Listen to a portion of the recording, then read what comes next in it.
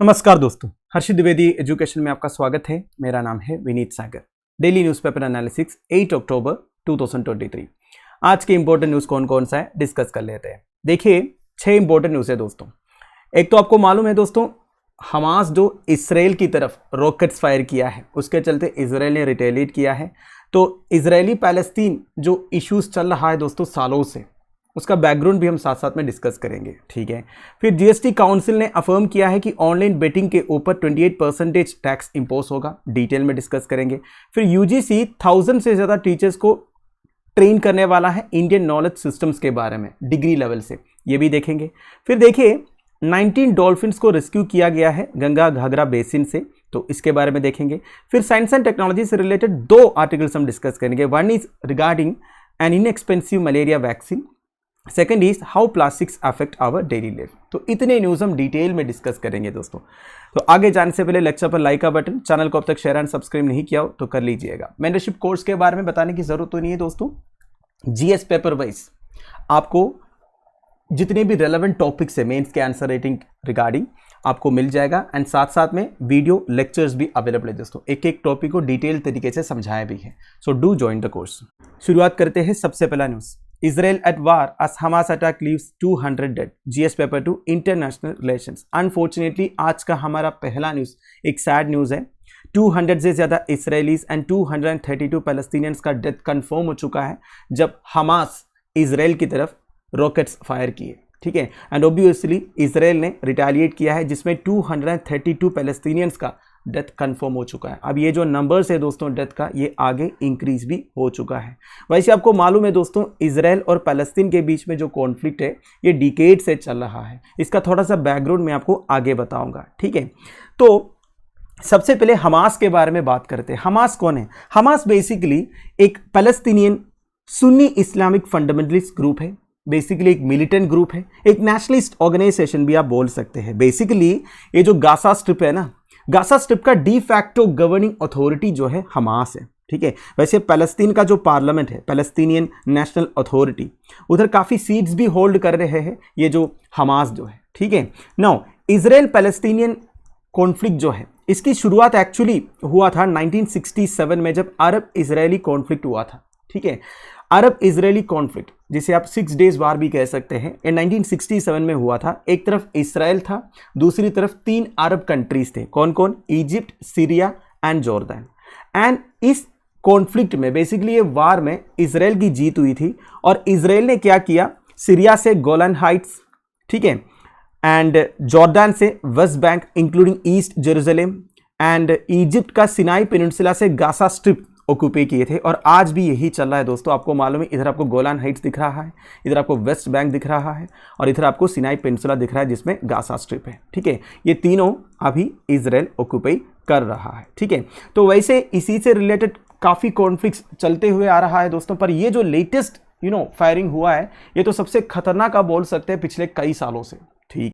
तो इसराइल का मैप एक बार डिस्कस कर लेते हैं, ये भी जरूरी है। इसराइल का वेस्टर्न साइड में आपको मेडिटेरेनियन सी दिख रहा है, नॉर्थर्न साइड में लेबनान है और सीरिया है, ईस्टर्न साइड में जॉर्डन है, इसराइल और जॉर्डन के बीच में इधर आपको डेड सी दिख रहा है। इसराइल का ठीक सथर्न साइड में गल्फ ऑफ अकाबा है, एंड साउथ वेस्टर्न साइड में इजिप्ट है, ठीक है।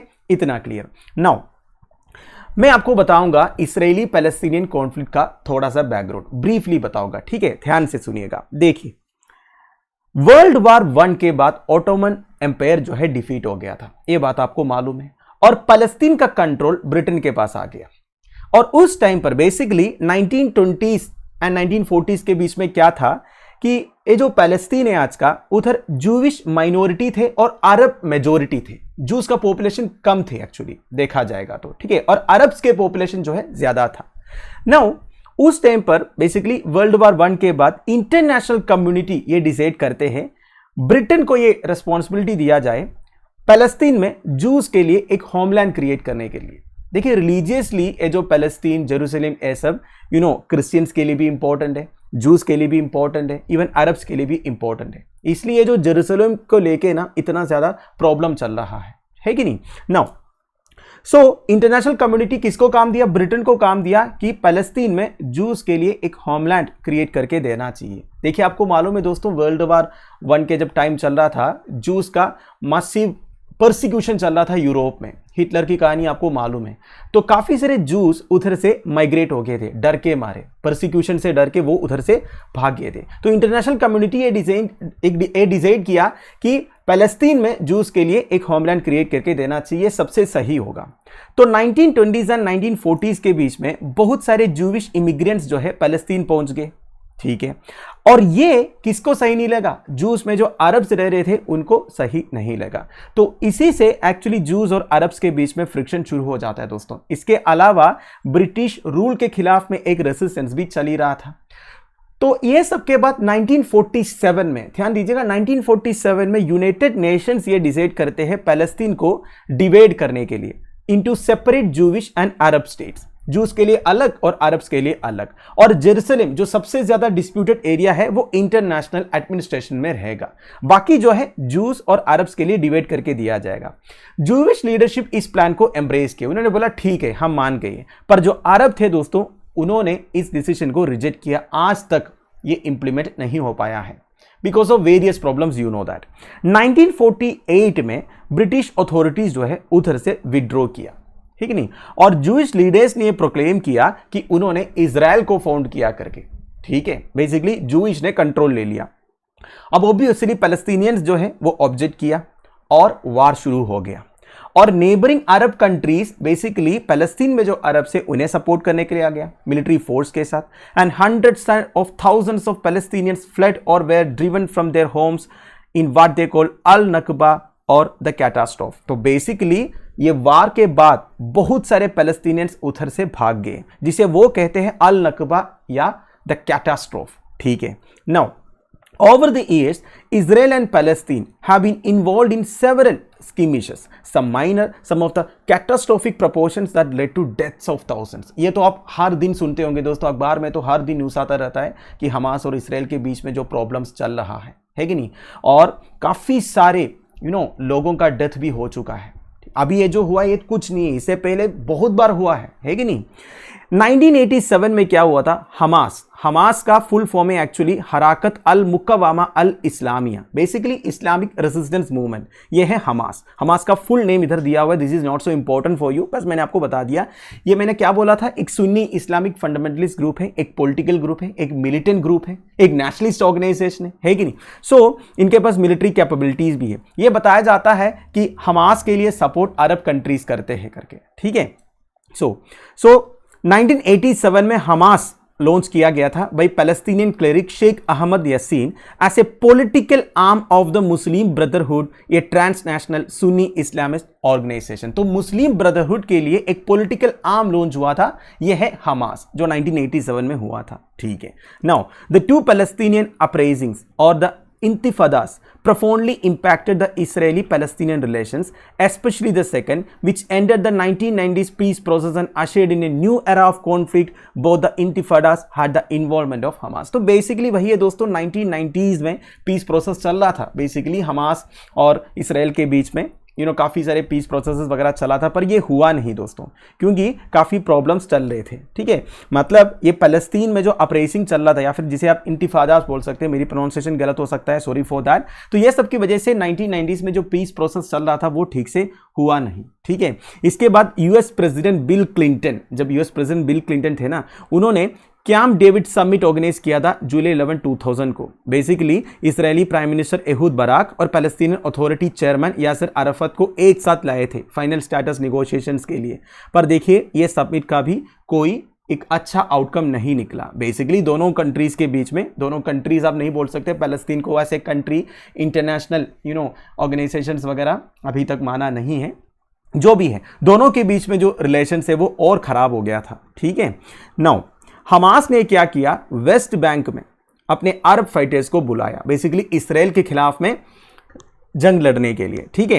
And in light of the latest conflict tensions between Israelis and Palestinians in East Jerusalem, Gaza, West Bank remain high. अब देखिए सबसे ज्यादा प्रॉब्लम्स कहां चलते हैं दोस्तों, ये जो वेस्ट बैंक आपको दिख रहा है, जेरूसलम का जो ईस्ट जेरूसलम आपको दिख रहा है, ये जो गाजा है, ये सब जगह में सबसे ज्यादा प्रॉब्लम्स चलते हैं। पर मैं आपको बताऊं ये सब एरियाज एक्चुअली इजराइल कंट्रोल में है, ठीक है, ठीक है।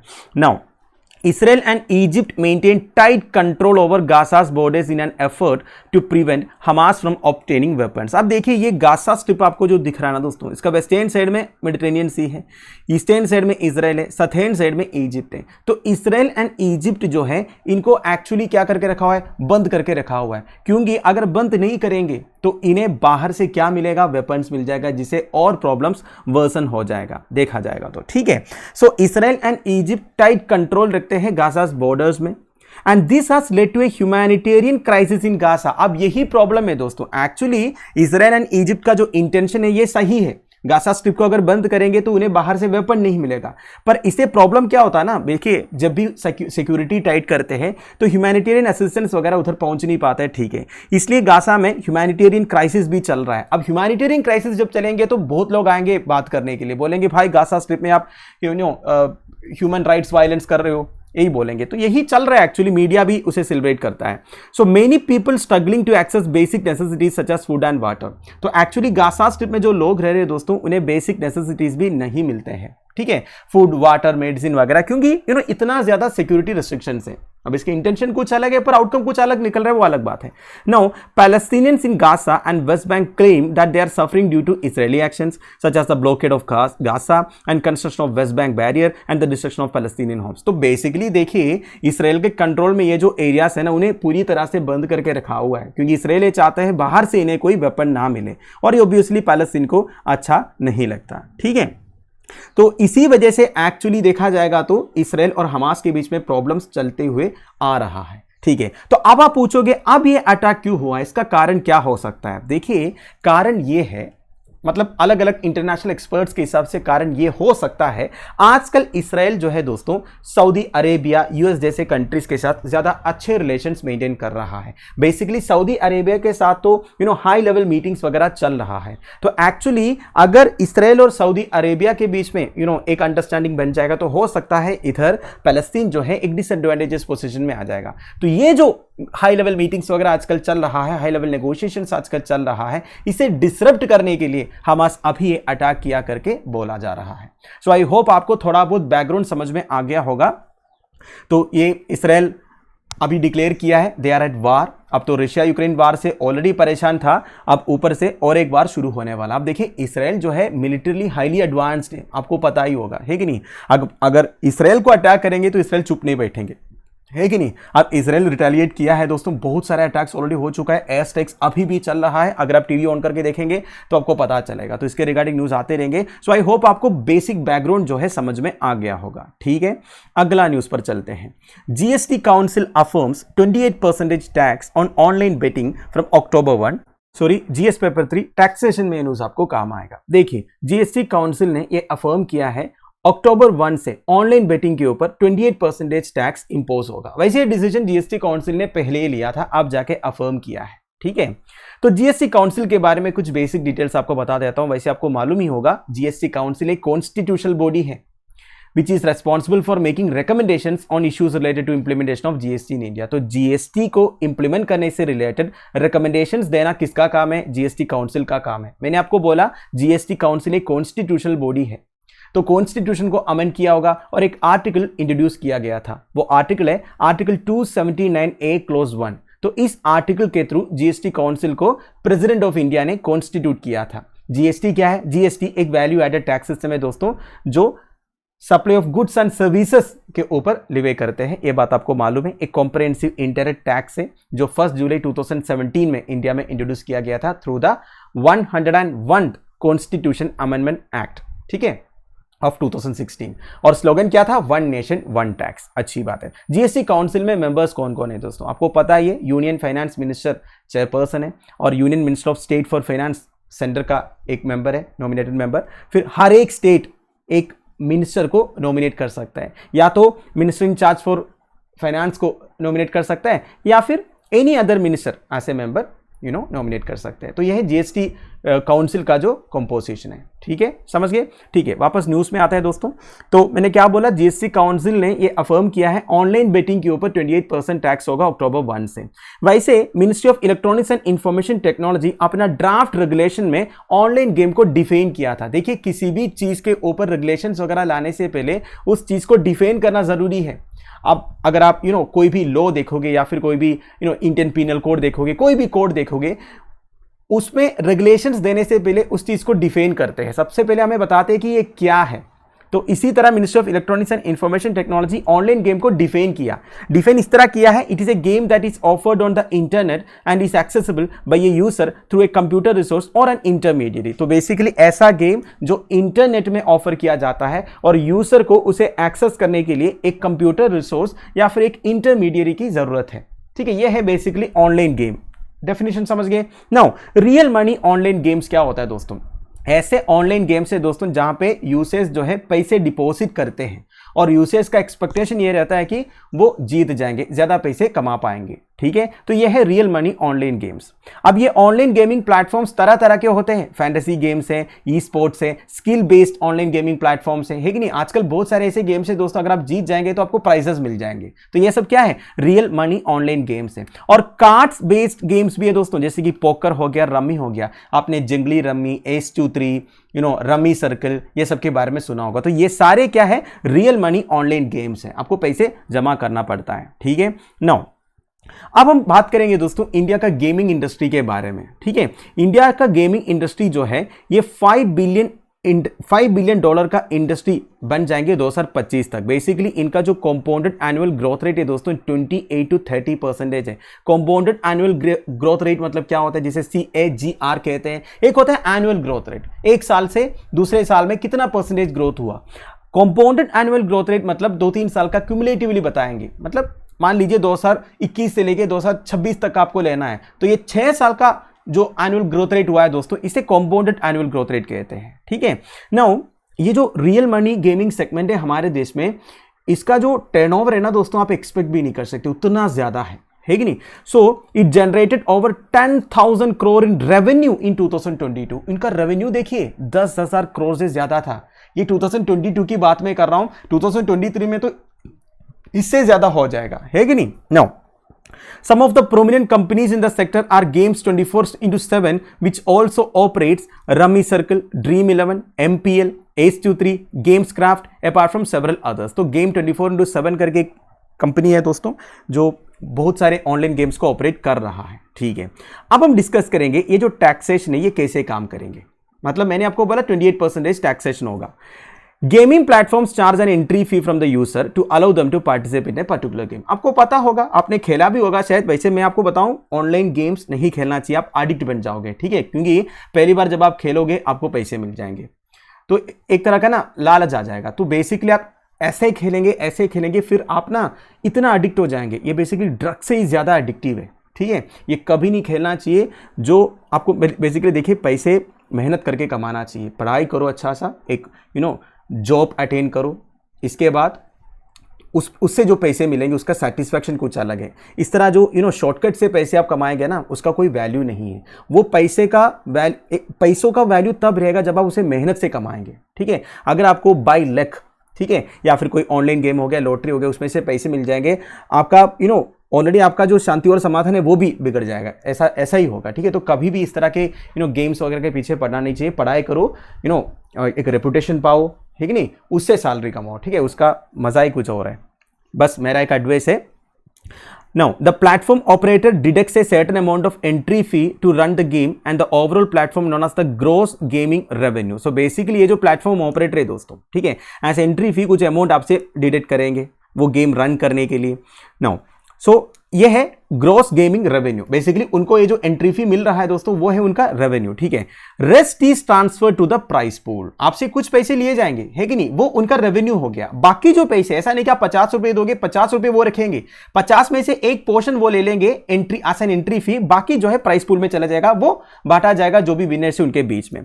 फॉर एग्जाम्पल देखिए, एंट्री फी 100 है तो GGR होगा 20 रुपीज, GGR उनका रेवेन्यू है। ठीक, बाकी 80 रुपीज प्राइस पूल में चले जाएंगे। Now Currently, online gaming platforms pay the government a GST of 18% levy on the GGR. तो इनका जो ग्रोस गेमिंग रेवेन्यू है इस केस में 20 रुपीज, उसके ऊपर 18% का GST लेवे करते हैं गवर्नमेंट जो है, ठीक है। सो बेसिकली अगर 20 रुपये ले रहा है 3.6 रुपीज जो है एज टैक्सेस उन्हें देना होगा, ठीक है। नाउ ये हो गया एक। अगला, beside this TDS of 30% is deducted on the winnings. तो जो जीत जाएंगे, मान लीजिए आपने 1000 रुपये जीता, फर्स्ट प्राइज आपको 1000 रुपये मिला, तो 1000 रुपये आपका अकाउंट में नहीं आएंगे, अकाउंट में आने से पहले ही 300 रुपीज काट लिया होगा। यह है टैक्स डिडक्शन एट सोर्स। मैं प्रेजेंट सिनारियो बता रहा हूं, ठीक है, अभी का सिनारियो बता रहा हूं। However with the decision of 28% of entry fee itself, taxation amount would be increase to ₹28। तो देखिए अब ये 18% से 28% किया जा रहा है। बाकी आप कैलकुलेट कर सकते हैं क्या क्या फर्क होगा। नाउ हाई जीएसटी रेट का लाइकली इंपैक्ट क्या हो सकता है दोस्तों। वैसे जीएसटी काउंसिल ने डिसीजन तो ले लिया, ठीक है, गवर्नमेंट को ज़्यादा पैसे भी मिल जाएंगे, पर देखिए दोस्तों हाई टैक्स रेट का कुछ इंपैक्ट्स भी होगा। एक तो यह है कि प्लेयर्स के लिए कोई भी ऑनलाइन गेम खेलना एक्सपेंसिव हो जाएगा, ठीक है। अब एक्सपेंसिव होने से क्या ना, लोग और कुछ करने का चांसेस है। अब ऑनलाइन गेमिंग ज़्यादा एक्सपेंसिव नहीं तो कम से कम वो ऑनलाइन गेम ही खेलेंगे, नहीं तो मतलब ऐसा लोग है जो बेसिकली शॉर्टकट से पैसे कमाना चाहते हैं, वो ऑनलाइन गेम को छोड़ के कुछ ऑफलाइन गेम्स में चले जाएंगे जो और खतरनाक है कि नहीं, ये भी एक प्रॉब्लम है। नाउ गवर्नमेंट का आर्ग्यूमेंट क्या है दोस्तों, मतलब गवर्नमेंट ये क्यों कर रहा है। गवर्नमेंट ने क्लियर किया है हम ये इसलिए कर रहा है गैम्बलिंग को डिस्करेज करने के लिए, क्योंकि देखिए ये जो online games like rummy circle, जंगली रमी, H23, ये सब यूथ को बहुत जल्दी अट्रैक्ट करते हैं दोस्तों। जब आप टैक्स रेट्स को बढ़ाएंगे ना तो यूथ शायद डिस्करेज हो जाएंगे, ठीक है, अच्छी बात है। Government has stated that it would be making suitable amendments to include online gaming and horse racing in schedule 3 of central goods and services tax act, deeming them as taxable actionable claims, ठीक है। क्या बताया जा रहा है, government ने बोला है ये जो 28% टैक्स को इंपोज करने के लिए वो अमेंडमेंट्स करेंगे लॉज में। बेसिकली एक central goods and services tax act है 2070 का, उसका शेड्यूल 3 में जो लिस्ट है बेसिकली उसमें अलग अलग गेम्स का नाम दिया हुआ है, उसमें वो ऑनलाइन गेमिंग और हॉर्स रेसिंग को भी इंक्लूड करेंगे, ठीक है, और उन्हें बनाएंगे taxable actionable claims. Taxable actionable claims मतलब ऐसा क्लेम है दोस्तों जब आप एक चीज को ट्रांसफर करेंगे, ठीक है, मतलब आपके पास है तब टैक्सेबल नहीं होगा, पर जब आप उसे ट्रांसफर करेंगे किसी और को तब वो टैक्सेबल हो जाएगा। तो ऐसे टैक्सेबल एक्शनेबल क्लेम्स बनाया जाएगा हॉर्स रेसिंग को भी एंड ऑनलाइन गेमिंग को भी। हॉर्स रेसिंग में भी बहुत पैसे पलट जाते हैं, ये आपको मालूम होगा, वो भी एक तरह का बेटिंग है, और हॉर्स रेसिंग का भी आजकल ऑनलाइन बेटिंग भी होता है कि नहीं।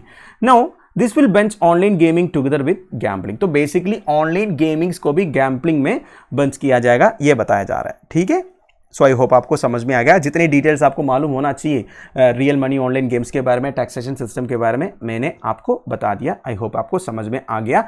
अगला news, university grants commission to train over 1000 teachers to teach Indian knowledge systems from degree level, GS paper 2, issues related to education. देखिए यूनिवर्सिटी ग्रांट्स कमीशन जो है प्लान कर रहा है क्रेडिट कोर्सेज स्टार्ट करने के लिए on Indian culture and traditions in both UG and PG programmes. मतलब देखिए हमारे देश में यूनिवर्सिटीज जो undergraduate courses and postgraduate courses offer कर रहा है, उसमें ऐसे कोर्सेज भी स्टार्ट करेंगे जो इंडियन कल्चर एंड ट्रेडिशंस के ऊपर बेस्ड होगा, ठीक है। अब इसके लिए टीचर्स को भी ट्रेन करना होगा ना, सबसे पहले टीचर्स को एजुकेट करेंगे, तब जाके टीचर्स जो है बच्चों को एजुकेट करेंगे। तो यूजीसी अब क्या कर रहा है, ट्रेनिंग प्रोग्राम स्टार्ट करने वाला है, ठीक है। सो कौन कौन से टॉपिक्स के ऊपर होगा, वैदिक text, philosophy, vocabulary, research methods वगैरह वगैरह। सो more than 1000 university teachers across the country are being equipped with a working understanding of Indian traditions। तो 1000 से ज़्यादा यूनिवर्सिटी टीचर्स को इक्विप किया जा रहा है दोस्तों, उन्हें अंडरस्टैंडिंग दिया जा रहा है इंडियन ट्रेडिशंस के बारे में, culture and way of life के बारे में, तब जाके वो बच्चों को सिखा पाएंगे relevant courses on Indian knowledge systems at the undergraduate and postgraduate levels from the next academic section। तो next academic session से शुरू किया जाएगा, ठीक है। Now UGC का प्लान ये है दोस्तों, अगले एकेडमिक सेशन से जितने यूजी एंड पीजी कोर्सेज होगा ना, उनका फर्स्ट ईयर में इंडियन कल्चर एंड ट्रेडिशन से रिलेटेड कोर्सेज को इंपार्ट किया जाएगा, ठीक है। Now it will be a comprehensive programme. अब ये जो ट्रेनिंग प्रोग्राम चलने वाला है दोस्तों, इसे 4 पार्ट्स में डिवाइड किया है। कौन कौन से एरियाज को कवर किया जा रहा है, परंपरा दैट इज ट्रेडिशन, दृष्टि दैट इज पर्सपेक्टिव, एंड लौकिक प्रायोजन that is modern relevance of the ancient Indian knowledge systems. ये जो ट्रेनिंग प्रोग्राम चलने वाला दोस्तों, इसे 4 पार्ट्स में डिवाइड किया है। Now this is not so important, बस मैं आपको बता रहा हूँ। पहला पार्ट में सब्जेक्ट के बारे में ओवरव्यू दिया जाएगा, बेसिकली प्री 14th सेंचुरी वैदिक टेस्ट के लिए एक इंट्रोडक्शन दिया जाएगा। इसके बाद सेकंड पार्ट में फिलोसॉफिकल फाउंडेशंस ऑफ आईकेएस सिखाया जाएगा, लाइक दर्शन शास्त्र, दैट इज वैदिक फिलोसॉफी। अगला पार्ट होगा वोकैबुलरी लेसन्स। अब उसमें ऐसे वर्ड्स रहेंगे दोस्तों जो आप ट्रांसलेट नहीं कर सकते, सच एज कर्मा, धर्मा एक्सेट्रा। ये थर्ड पार्ट में होगा। फिर है fourth part, that is possibly the most important part. इसमें टीचर्स को मेथड्स ऑफ ट्रेनिंग सिखाया जाएगा, मतलब किस तरह एंशिएंट इंडियन नॉलेज सिस्टम, ठीक है, ये सिखाना है। That is method of training. इसे कहते हैं तंत्र युक्ति। तंत्र युक्ति बेसिकली एक रिसर्च मेथोडोलॉजी है, एक इनोवेटिव पेडागोजी है। ठीक है, ठीक है। अगला, ये जो डिसीजन है दोस्तों यूजीसी का, this is in line with national education policy 2020। This is very important. National education policy 2020 के थ्रू गवर्नमेंट ये डायरेक्ट किया था that the knowledge from ancient India and its contributions to modern India must be part of the curriculum. तो curriculum का part होना चाहिए knowledge from ancient India and its contribution to modern India. ये national education policy के through government बताया था, direct किया था, तो करना ही पड़ेगा। वही यूजीसी कर रहा है। और नेशनल एजुकेशन पॉलिसी ने यह भी सजेस्ट किया था इवन सेकेंडरी स्कूल एजुकेशन में भी बच्चों के लिए एंगेजिंग कोर्स ऑफर करना चाहिए इंडियन नॉलेज सिस्टम के बारे में as an elective.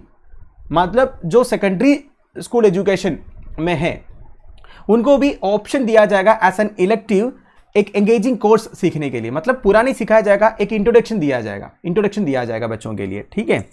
Now IKS cell, that is Indian knowledge system cell को एस्टैब्लिश किया गया है एजुकेशन मिनिस्ट्री के under, interdisciplinary research on all aspects of IKS को प्रमोट करने के लिए। ठीक है, तो ये सब पॉइंट्स है। नाउ टीचर्स के लिए जो ट्रेनिंग दिया जाएगा ना, तो इसके लिए सेंटेंस सेलेक्ट किया है from the Pandit Madan Mohan Malaviya national mission on teachers and training. ठीक है। नाउ ये मैंने इसलिए इंक्लूड किया है दोस्तों, इसके बारे में आपको मालूम होना चाहिए। ये जो Pandit Madan Mohan Malaviya national mission on teachers and teaching है, ठीक है, मैं आपको बताऊं एनईपी 2020 का इंप्लीमेंटेशन के लिए, ठीक है, टीचर्स का कैपेसिटी बिल्डिंग की रिस्पॉन्सिबिलिटी ये Pandit Madan Mohan Malaviya national mission on teachers and teaching को दिया हुआ है। ठीक है, तो अलग अलग सेंटेंस है इस मिशन के नीचे। नाउ ये जो मिशन है Pandit Madan Mohan Malaviya national mission on teachers and teaching, इसका मेन ऑब्जेक्टिव क्या है? To bridge the gap between teachers and teacher educators and provide opportunities for teachers to become teacher educators. तो basically teachers and teacher educators के बीच में जो gap है दोस्तों, उसे फिल करना है। ये इस नेशनल मिशन का ऑब्जेक्टिव है। वैसे ये हेल्प करेंगे टीचर्स को टीचर एजुकेटर्स बनने के लिए। क्या है टीचर एजुकेटर्स? मतलब टीचर को जो एजुकेट करते हैं ना, उन्हें टीचर एजुकेटर्स बोलते हैं। टीचर्स तो हमें सिखाते हैं, टीचर एजुकेटर टीचर्स को सिखाएंगे। ठीक है। So Pandit Madan Mohan Malaviya national mission on teachers and teaching जो है एक सेंट्रल सेक्टर स्कीम है with all India coverage. Central sector scheme मतलब क्या है? सेंटर का स्कीम है और उसे इंप्लीमेंट करने की रिस्पॉन्सिबिलिटी भी सेंट्रल गवर्नमेंट का है। स्टेट गवर्नमेंट की कोई रोल नहीं है। एक होता है सेंट्रली स्पॉन्सर्ड स्कीम, वो भी स्कीम सेंटर का है पर उसे इंप्लीमेंट करने की रिस्पॉन्सिबिलिटी स्टेट गवर्नमेंट का है। और जो फंड शेयरिंग है वो भी रेशियो बेसिस पर होगा। कभी सेंट्रल गवर्नमेंट 60%, स्टेट गवर्नमेंट 40%, कभी सेंट्रल गवर्नमेंट 90%, जैसे कि बैकवर्ड स्टेट्स के लिए, हिली स्टेट्स के लिए सेंट्रल गवर्नमेंट 90% तक ऑफर करते हैं। पर जनरल स्टेट्स के लिए नॉर्मली 60 या 70% या 50% भी रहते हैं सेंटर का जो शेयर है। वेरा सेंट्रल सेक्टर स्कीम में 100% फंडिंग, इंप्लीमेंटेशन ये सब सेंट्रल गवर्नमेंट की तरफ से होगा। ठीक है। सो आई होप आपको समझ में आ गया। ठीक है। अगला, 19 dolphins rescued alive from canals of Ganga Ghaghara basin says study. GS paper 3 biodiversity conservation में यह टॉपिक आपको काम आएगा। देखिए, a recent publication by scientists and researchers has revealed that 19 Gangetic river dolphins had been rescued from the irrigation canals of Ganga Ghagra basin in Uttar Pradesh between 2013 and 2020। देखिए क्या बताया जा रहा है दोस्तों। सबसे पहले गैंगेटिक रिवर डॉल्फिन के बारे में, जिसे सुसु भी कहते हैं, बात आपको मालूम होगा, national aquatic animal of India है। गैंगेटिक रिवर डॉल्फिन जो है दोस्तों, Indian wild life protection act of 1972 का शेड्यूल 1 में लिस्टेड है। Basically highest category of protection दिया हुआ है। Convention on international trade in endangered species, that is sites का अपेंडिक्स 1 में है। And convention on migratory species, इसका भी अपेंडिक्स 1 में है। तो highest level of protection and conservation provide किया हुआ है गैंगेस रिवर डॉल्फिन का, क्योंकि इनका पॉपुलेशन जो है दोस्तों डिक्लाइन हो रहा है। Now international union of conservation of nature का रेड लिस्ट में इसे एज एंडेंजर्ड लिस्ट किया हुआ है। ठीक है, तो अभी न्यूज क्या आ रहा है दोस्तों, साइंटिस्ट एंड रिसर्चर्स ने रिसेंटली एक पब्लिकेशन रिलीज किया। इस पब्लिकेशन का टाइटल है rescuing Ganges river dolphins, scientific name है Platanista gangetica from irrigation canals in north India, Uttar Pradesh 2013-2020। तो बेसिकली साइंटिस्ट एंड रिसर्चर्स ने उत्तर प्रदेश में गंगा घाघरा बेसिन में जितने इरिगेशन कैनाल्स हैं, इरिगेशन कैनाल्स मतलब बेसिकली रिवर में से जो पानी डाइवर्ट करके एग्रीकल्चरल एरियाज तक लेके जाने का एक व्यवस्था है कि नहीं। अब इन इरिगेशन कैनाल्स में कभी कभी हमारे जो गैंगेटिक रिवर डॉल्फिन है दोस्तों, ये घुस जाते हैं और ये फंस जाते हैं और इनका डेथ भी हो जाते हैं। 2013 और 2020 में काफ़ी सारे गैंगेटिक रिवर डॉल्फिन्स को रेस्क्यू किया गया है इरिगेशन कैनाल्स में से। मतलब हम अपनी सुविधाएं के लिए कुछ इंफ्रास्ट्रक्चर बनाया है, उसमें बेचारे ये जो गैंगेटिक रिवर डॉल्फिन्स है ये फंस जा रहे हैं, ये गलत है ना। तो इसके बारे में स्टडी हुआ तो ये पता चला कि 2013 और 2020 के बीच में 19 गैंगेटिक रिवर डॉल्फिन्स को रेस्क्यू किया गया है। और एक पॉइंट ये कहता है दोस्तों 24 रेस्क्यू ऑपरेशंस कंडक्ट किया गया और 5 डॉल्फिन्स हैड डाइड ऑल्सो। ठीक है, तो डॉल्फिन्स का डेथ भी हो रहा है इन एग्रीकल्चरल कैनाल्स में, इरिगेशन कैनाल्स में एंटर होने की वजह से। ठीक है, नाउ डॉल्फिन्स को रेस्क्यू करना इतना आसान काम नहीं है, एक डेलिकेट एनिमल है, इन्हें आराम से हैंडल करना पड़ता है और रेस्क्यू करने के बाद उन्हें जिंदा रखना भी एक चैलेंज है दोस्तों। इस पब्लिकेशन में यह बताया जाता है that the international व्हेलिंग commission scientific committee recognised that the Ganges and Indus River dolphins require prompt and coordinated action to protect them from imminent threats। तो इंटरनेशनल व्हेलिंग कमीशन का एक रिपोर्ट के हिसाब से उन्होंने ये बताया था कि Ganges river dolphin and Indus river dolphins को कंजर्व करने के लिए प्रॉम्प्ट एंड कोऑर्डिनेटेड एक्शन होना चाहिए करके। मतलब काफी सारे इंटरनेशनल एजेंसीज ने इन डॉल्फिन्स का कंजर्वेशन के बारे में बात किया है। ठीक है, अब आप पूछोगे इंटरनेशनल व्हेलिंग कमीशन मतलब क्या होता है। देखिए, इंटरनेशनल व्हेलिंग कमीशन बेसिकली एक इंटरनेशनल बॉडी है which was set up under international convention for the regulation of व्हेलिंग। व्हेलिंग मतलब क्या होता है दोस्तों, देखिए फूड एंड ऑयल के लिए जब व्हेल्स का शिकार करते हैं ना, उसे व्हेलिंग कहते हैं। तो व्हेलिंग को रेगुलेट करने के लिए एक इंटरनेशनल कन्वेंशन हुआ था, यह है international convention for the regulation of व्हेलिंग। ठीक है, it is an international environmental agreement which governs the commercial, scientific and Aboriginal subsistence व्हेलिंग practices. तो बेसिकली जितने व्हेलिंग प्रैक्टिसेस है दोस्तों, उसको गवर्न करने का एक इंटरनेशनल एनवायरमेंटल एग्रीमेंट है international convention for the regulation of व्हेलिंग जो है। ठीक है, now this convention is the legal framework which establish the IWC 1946। तो इस कन्वेंशन के बेसिस पर बेसिकली कन्वेंशन एक लीगल फ्रेमवर्क बन गया इंटरनेशनल व्हेलिंग कमीशन के लिए जो 1946 में सेटअप हुआ। ठीक है, नाउ इंटरनेशनल व्हेलिंग कमीशन ने क्या बोला था कि Ganges and Indus river dolphins को कंजर्व करने के लिए प्रॉम्प्ट एंड कोऑर्डिनेटेड एक्शन की जरूरत है। एंड 2017 में International व्हेलिंग Commission Asian river dolphin task team भी क्रिएट किया था। किसके लिए? To identify information gaps and research priorities and develop concerted action for protection of Ganges and Indus river species in their range. तो basically Ganges and Indus river species को protect करने के लिए जितने भी इंफॉर्मेशन की जरूरत है, जितने भी एक्टिविटीज की जरूरत है, उसके लिए एक एक्शन प्लान डेवलप करने के लिए। ठीक है, नाउ इन्होंने एक की रिकमेंडेशन इशू किया था बेसिकली किस तरह Indus and Ganges river dolphin को प्रोटेक्ट किया जा सकता है। देखिए जितने पॉइंट्स मैं आपको बता रहा हूँ दीज ऑल आर इंपॉर्टेंट, क्योंकि अगर आपसे मेंस में बायोडाइवर्सिटी कंजर्वेशन या फिर ये जो इंडस वाटर डॉल्फिन या गैंगेटिक वाटर डॉल्फिन के कंजर्वेशन के रिगार्डिंग कुछ क्वेश्चन पूछे तो ये सारे स्टेटमेंट्स आपको लिखना है। मतलब Asian river dolphin task team जो है कुछ रिकमेंडेशंस दिए ना, ये आप नोट करके रखिए। तो इन्होंने एक सजेशन दिया है, क्या करना चाहिए। सबसे पहले तो एक फोकस स्टडी होना चाहिए।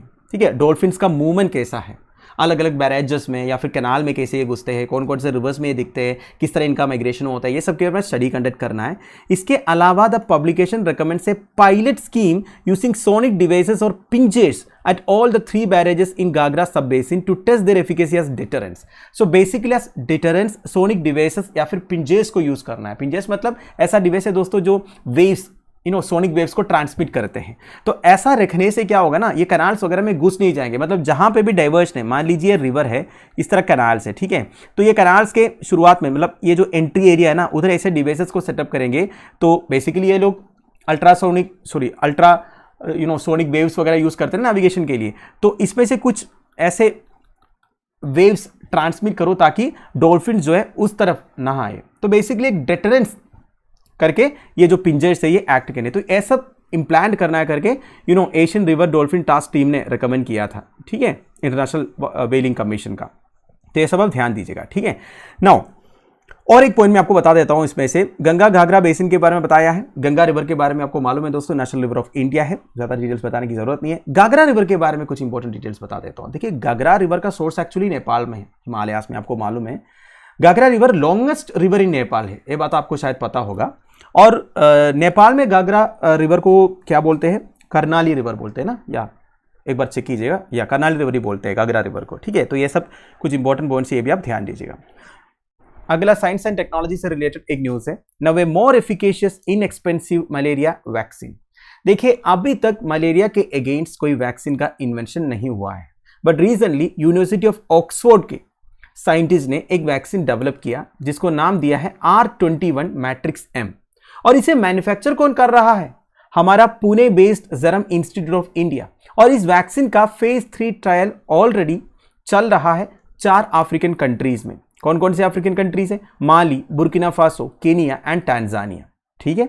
नाउ 3 अफ्रीकन कंट्रीज ने ऑलरेडी इस वैक्सीन को अप्रूव भी किया है, ठीक है। 36 मंथ्स के नीचे जो बच्चे हैं उन्हें इम्यूनाइज करने के लिए वो अप्रूवल भी दे दिया है। कौन कौन से अफ्रीकन कंट्रीज है, Nigeria, Ghana and Burkina Faso. पर देखिए, WHO ने अभी तक कंप्लीट अप्रूवल नहीं दिया है, क्योंकि अभी भी ट्रायल चल रहा है कि नहीं। पर 3 अफ्रीकन कंट्रीज ने, जहां पे सबसे ज्यादा मलेरिया केसेस आपको देखने को मिलेगा, उन्होंने अप्रूव किया है दोस्तों।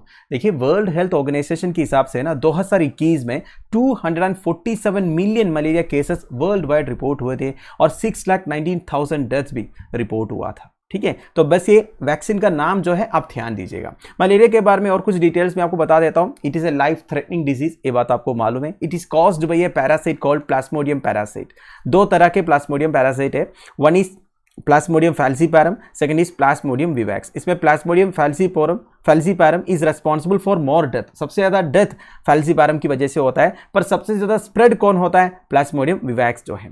नाउ ये जो पैरासाइट है ये ह्यूमंस में ट्रांसमिट कैसे होता है दोस्तों, जब इन्फेक्टेड फीमेल एनोफिलिस मॉस्किटोस आपको काटेंगे तब जाके ये जो पैरासाइट है आपके शरीर में ट्रांसफर होगा। सबसे ज्यादा मलेरिया केसेस आपको देखने को मिलेगा ट्रॉपिकल एंड सब ट्रॉपिकल रीजियंस में, जैसे कि सब सहारन Africa, south east Asia, south America etcetera. Now अगर आप मलेरिया इन्फेक्टेड हो गया तो क्या क्या सिम्टम्स होगा दोस्तों। देखिए, एक तो ये बात है, पैरासाइट जो है हमारे लिवर में मल्टीप्लाई होता है, फिर हमारे रेड ब्लड सेल्स को ये अफेक्ट करता है, फिर हमें फीवर, चिल्स, हेडेक, मसल एक, फैटिक जैसे सिम्टम्स आएंगे, ठीक है। एंड सीवियर केसेस में मलेरिया की वजह से ऑर्गन फेलियर हो सकता है, कोमा हो सकता है, इवन डेथ भी हो सकता है, ठीक है। अगला, how plastics affect our daily life. D Bala Subramaniam साहब ने यह आर्टिकल लिखा है। वैसे इनका एक आर्टिकल हर संडे द हिंदू न्यूज़पेपर में रहता है, ये बात आपको मालूम होगा। तो इस बार इन्होंने प्लास्टिक पोल्यूशन के बारे में लिखा है दोस्तों। वैसे प्लास्टिक पोल्यूशन से रिलेटेड अलग अलग क्लासेस में मैंने आपको बताया है दोस्तों, इवन मेंटरशिप कोर्स में भी एक लेक्चर मैंने इंक्लूड किया था प्लास्टिक पोल्यूशन से रिलेटेड। तो इन्होंने इस आर्टिकल में क्या ऐसे बोला है जो हमारे लिए इंपॉर्टेंट है दोस्तों। कुछ डाटा आपको मिल जाएगा। देखिए, यूनाइटेड नेशन का environment programme that is UNEP के हिसाब से equivalent of 2000 garbage trucks full of plastic are dumped into the world's ocean, rivers and lakes। मतलब हर दिन इतने प्लास्टिक्स हमारे ओशियंस में, रिवर्स में, लेक्स में डंप हो रहा है, which is equivalent to 2000 garbage trucks, ठीक है। तो इतना खतरनाक है दोस्तों प्लास्टिक पोल्यूशन जो है। प्लास्टिक पोल्यूशन एक ग्लोबल प्रॉब्लम है। प्लास्टिक पोल्यूशन का one of the main issue ये है दोस्तों, ये जो प्लास्टिक है ओवर द ईयर्स ब्रेकडाउन होता है। ये जल्दी डिकम्पोज तो नहीं होगा, ये बात आपको मालूम है। ये ब्रेकडाउन होता है, ये ब्रेकडाउन हो के एकदम छोटे छोटे पार्टिकल्स में बदल जाएंगे और ये कंज्यूम करेंगे जो मरीन ऑर्गेनिजम्स हैं। और in marine organisms like fishes को जब ह्यूमंस कंज्यूम करेंगे, ये जो पार्टिकल्स हैं हमारे शरीर में पहुंच जाएंगे, है कि नहीं। और हमारे शरीर में जब पहुंचेंगे ना, हमारे गट रीजन में, ठीक है, जो माइक्रो ऑर्गेनिजम्स है, जो बैक्टीरियाज वगैरह, आपको मालूम होगा हमारे शरीर के अंदर बहुत सारे बैक्टीरियाज रहते हैं जो हमें डाइजेशन में मदद करते हैं, ठीक है। तो इन्हें मार देते हैं जो माइक्रोप्लास्टिक्स या फिर नैनो प्लास्टिक्स वगैरह है, ठीक है। Now, every year 19 to 23 million tons of plastic waste leaks into aquatic ecosystem, polluting lakes, rivers and seas. तो हर साल 19 से लेके 23 million tons of plastic waste dump हो रहा है दोस्तों, ठीक है। प्लास्टिक पोल्यूशन हैबिटेट्स को बदल देते हैं, नेचुरल प्रोसेसेस को बदल देते हैं एंड क्लाइमेट चेंज के साथ इकोसिस्टम को अडाप्ट करने की जो एबिलिटी है उसे भी वो रिड्यूस कर देते हैं, ठीक है। And directly millions of people के लाइवलीहुड को अफेक्ट करते हैं, food production capabilities and social wellbeing को भी अफेक्ट करते हैं, ऐसा पॉइंट ये बताया जा रहा है, ठीक है। और देखिए, और एक इंपॉर्टेंट पॉइंट ये है, the green house gases emitted by plastics. अब ये जो प्लास्टिक वेस्ट है ना दोस्तों, इसमें से भी ग्रीन हाउस गैसेस का एमिशन होता है। अगर आप टोटल देखोगे, it is costing over $300 billion annually. तो ये सारे पॉइंट्स ये बताया जा रहा है दोस्तों। और एक पॉइंट है, what citizen should do. O Bhongade and R Bhagwa from IAST Indore एक जर्नल में लिखा था, ठीक है, that we need alternatives to disposal or landfilling. Recycling of plastics is a method of production of vital resource of liquid and gaseous fuels. तो basically plastics को recycle करने के बारे में बताया जा रहा है दोस्तों। इसके लिए अलग अलग प्रोसेसेस है, basically thermal and catalytic degradation है, गैसिफिकेशन कर सकता है, इसे ऐसे फ्यूल यूज किया जा सकता है कि नहीं। और क्या बताया जा रहा है, These processes can be done in order to overcome the shortage of commercial fuel. Basically अगर प्लास्टिक वेस्ट में से फ्यूल आप प्रोड्यूस करेंगे तो कमर्शियल फ्यूल का जो शॉर्टेज है, इसके लिए प्रॉब्लम सॉल्व हो सकता है, ऐसा बताया जा रहा है। पर देखिए, प्लास्टिक से फ्यूल बनाना इतना आसान नहीं है, और वो फ्यूल का जो नेगेटिव एनवायरमेंटल इफेक्ट्स होगा उससे भी कैप्चर करना होगा। तो बेसिकली बहुत सारे फिल्ट्रेशन प्रोसेस वगैरह उसमें होना होगा। ये सब टेक्नोलॉजी के रिलेटेड बातें हैं, उतना डीप में हम नहीं जाएंगे, ठीक है। सो यही बोला है दोस्तों, इसमें ज़्यादा कुछ पॉइंट्स मुझे नहीं दिख रहा है। ये सब पॉइंट्स आप नोट कीजिएगा, कभी आप मेंस के आंसर राइटिंग में इस तरह के पॉइंट्स आपको काम आएगा, ठीक है। नहीं, वैसे मैंने आपको और एक पॉइंट बताना चाहता हूँ। आजकल क्या है ना, ये जो प्लास्टिक है, इसे रोड टारिंग में यूज़ किया जाता है। बेसिकली रोड का जो टारिंग होता है ना, तो उसमें बेसिकली प्लास्टिक वेस्ट को भी मिक्स करके ना, उसे जला के मिक्स करके रोड टारिंग में भी यूज़ करते हैं। आपको मैंने मेंटरशिप कोर्स में क्लास में बताया था कि आजकल गवर्नमेंट की तरफ से एक प्रोग्राम है, बेसिकली कुछ वॉलंटियर्स को उन्होंने डिप्लॉय किया है। वो घर पे आके हमारा जो ड्राई प्लास्टिक वेस्ट है उसे कलेक्ट करते हैं। उन्हें थोड़ा सा नॉमिनल फ़ी भी आपको देना होगा। मतलब मेरे घर में तो आता है, हर हफ्ते 2 लेडीज़ है वो आती है, और घर में जितने प्लास्टिक वेस्ट है, वेस्ट मतलब ऐसा नहीं कि पूरा वेस्ट आप दोगे उनको, हमारे घर में जितने प्लास्टिक पैकेजेस वगैरह आते हैं या फिर खाना हो गया, जो भी आप पैक करके आ गया, उसे साफ़ करके सुखा के रखना है, ठीक है। ऐसा नहीं पूरा गंदा गंदा प्लास्टिक रैपर्स आप दोगे उनको, पूरा साफ करके सुखा के आपको रखना है, बोरी में भर के वो आके लेके जाएंगे, ठीक है। और वो लेके जाएंगे, उसे रोड मैन्युफैक्चरर्स को देते हैं। वो क्या करते हैं, उसे रोड टारिंग में यूज़ करके मिक्स करके रोड में बिछाते हैं, ठीक है। तो ये सब अच्छे अच्छे प्रोग्राम्स भी आजकल गवर्नमेंट की तरफ से भी चल रहा है। तो दोस्तों दैट्स इट। आई होप आपको वीडियो इन्फॉर्मेटिव लगा होगा। लेक्चर की PDF एज यूजुअल आपको टेलीग्राम चैनल में मिल जाएगा, जिसका लिंक नीचे डिस्क्रिप्शन बॉक्स में प्रोवाइडेड है। Thank you for watching, bye bye, have a nice day.